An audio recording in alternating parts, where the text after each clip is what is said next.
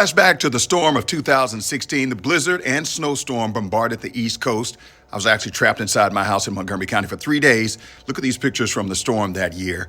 The National Weather Service says that the weather began to turn January 17th when a low pressure area brought a mix of snow and rain to the mid-Atlantic.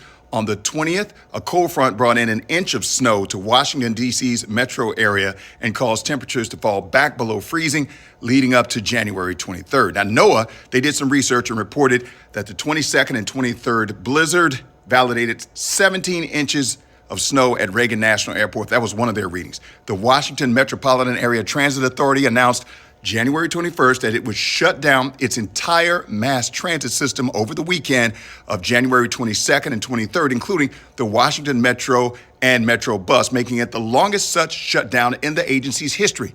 On the 25th, WMATA operated limited Metro bus service as well as rail service only on the underground portions of the red, green, and orange lines. However, fares were not charged. So as we get ready for the big storm of 2026, just thought we'd give you a little flashback.